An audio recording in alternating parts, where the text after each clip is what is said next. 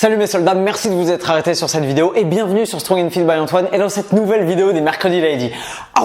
Aujourd'hui, comme promis, les filles, j'ai envie de vous parler d'un concept extrêmement important pour vous en société, dans votre alimentation et dans votre façon de manger quand vous êtes avec vos amis, en soirée ou dans des contextes un peu conviviaux. J'ai envie de vous parler de votre rapport à la junk food, au cheat meal, au hamburger, à tous les kebabs et ainsi de suite et surtout de comment et pourquoi vous êtes si différentes par rapport à la junk food comparé aux garçons. Vous êtes prêtes ? C'est parti! Alors les filles, dans cette vidéo, on va pas parler de cheat meal ou de est-ce que c'est bien de se faire un cheat meal de temps en temps ou est-ce que c'est une bonne idée? Non, ça j'en parlerai dans une prochaine vidéo, mais comme ça touche à mon sens aussi bien les mecs que les filles, j'en parlerai pour tout le monde. Non, les filles, dans cette vidéo, on va parler de vous, on va parler de vos spécificités par rapport à la junk food et on va parler de ce qui vous caractérise et ce qui fait que vous devez tenir compte de ces spécificités et aborder le concept de cheat meal et junk food d'une façon un peu différente des mecs. Les filles, à votre avis, qu'est-ce qui fait, si on se pose la question, que quelqu'un qui a une alimentation variée et équilibrée et qui veut quand même atteindre un certain objectif physique peut se permettre de consommer de temps en temps de la junk food ou de se faire un cheat meal? Qu'est-ce qui peut permettre ça? Ce qui peut permettre ça, sans dérailler complètement ses objectifs, c'est tout simplement que le cheat meal en question ou le repas composé de junk food que vous allez vous faire, le McDo avec vos potes, le Burger King, le Five Guys, le kebab, je ne sais pas, la raclette, ce que vous voulez, va pouvoir s'inclure d'une certaine façon dans votre total calorique. Je m'explique. Il y a deux façons de voir les choses. Imaginons par exemple que pour maintenir votre poids de forme, vous devez être à 2200 kcal en maintenance et que pour arriver à perdre du poids tout doucement et tranquillement, progressivement, il faut que vous descendiez avec un déficit de 200 calories à 2000 calories par jour. Si vous mangez 2000 calories par jour, lundi, mardi, mercredi, jeudi, vendredi, samedi et que le dimanche vous vous faites péter, je sais pas moi, un énorme repas chez Pizza Hut ou une raclette ou un sushi à volonté et que sur ce jour-là, vous mangez au lieu de vos 2000 calories habituelles, 6000 calories, ce qui est faisable.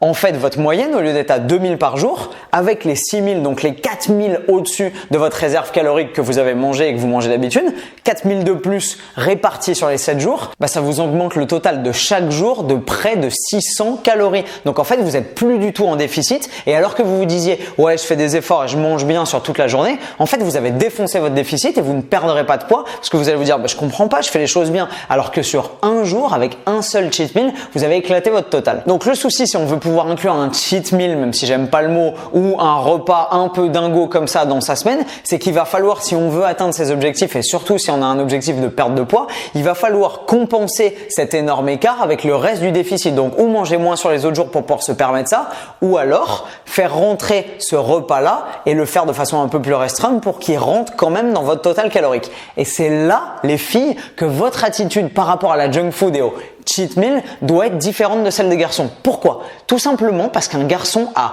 plus de masse musculaire, plus de poids et plus grand généralement, a plus de volume. En moyenne, on doit faire, je sais pas, peut-être 10 ou 15 ou peut-être même 20 kilos de plus que les filles. Je sais pas quels sont les chiffres exacts, mais je crois que le poids moyen pour un mec, ça doit être 75 kilos. Pour une fille, ça doit être plus 60 que 75. Vous voyez l'idée? Donc si on a 15 kilos de masse de plus que vous, forcément, on a besoin de plus de calories parce que notre métabolisme, du fait de notre masse musculaire et de notre masse globale, est plus élevé que le vôtre. Donc en moyenne, peut-être qu'un mec qui est un peu sportif mais qui a un job sédentaire, qui a à peu près 20, 25, 30 ans, va pouvoir maintenir son poids de forme aux alentours de, je sais pas moi, peut-être 2500 kcal par jour, alors qu'une fille, si elle fait environ 55-60 kg, elle va devoir consommer uniquement peut-être 1800, 2000, 2100 calories par jour.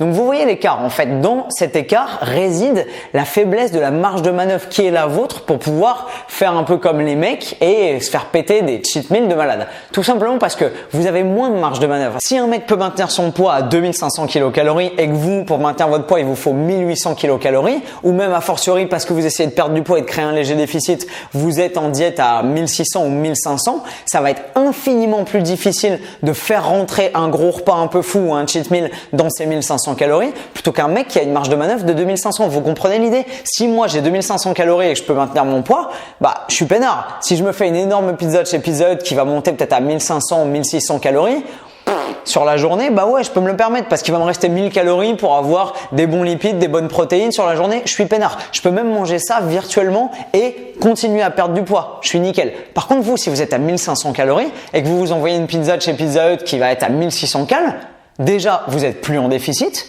Et en plus, vous avez bouffé que de la merde sur la journée et vous avez rien d'autre derrière. En plus, vous allez avoir encore faim parce qu'une pizza c'est bien beau mais ça va pas vous caler pour toute une journée. Vous aurez aucune vitamine, aucun minéraux, vous allez vous sentir pas forcément au top et vous allez avoir besoin mine de rien de manger autre chose, peut-être des légumes, peut-être un peu de protéines, peut-être un peu de lipides et donc votre total calorique il va encore augmenter. Donc c'est la raison pour laquelle les filles, tout simplement, vous pouvez pas vous permettre de faire les trucs que les mecs se vantent de faire généralement sur les réseaux sociaux en mode « Wouh, regardez, je me mange une énorme pizza de ouf et j'arrive quand même à perdre du poids ». Pour une fille, ça va être plus compliqué. Si vous voulez le faire et si vous voulez être un peu plus flexible dans votre approche, il va falloir maîtriser deux trucs. Premièrement, le volume alimentaire et le concept de volume alimentaire qui pour les filles est essentiel parce que si vous voulez avoir l'impression de manger beaucoup, il va falloir vous concentrer sur le volume. Je vous ai fait une vidéo dessus jeudi dernier. Si vous savez pas de quoi je parle, allez la voir. C'est une vidéo essentielle et pour les filles, c'est un concept absolument capital. Si vous optimisez votre volume et que vous vous concentrez sur des aliments qui ont un gros volume dans l'assiette et dans l'estomac pour un peu moins de calories, vous allez pouvoir satisfaire cette impression de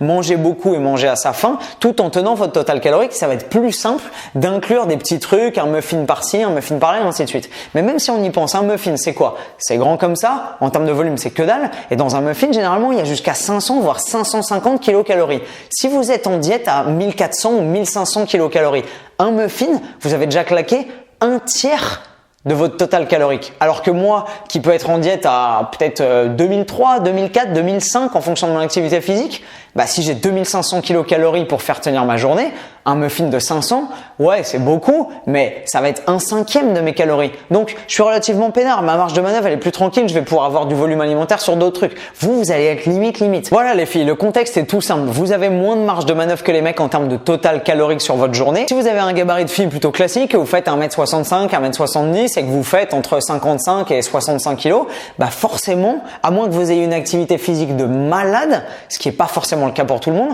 vous n'aurez pas une marge de manœuvre en termes de calories qui sera très importante, donc vous ne pourrez pas vous permettre de faire les mêmes écarts que les garçons. Si vous êtes maligne, vous pourrez vous permettre de le faire, mais en tenant compte des proportions qui sont les vôtres. Ce qui veut dire que si vous mangez des trucs aussi gras, aussi salés et aussi dégueux et dans les mêmes quantités, vous allez sortir des clous beaucoup plus rapidement que les mecs, tout simplement parce que vous l'avez compris, vous avez moins de marge de manœuvre en termes de kilocalories sur la journée.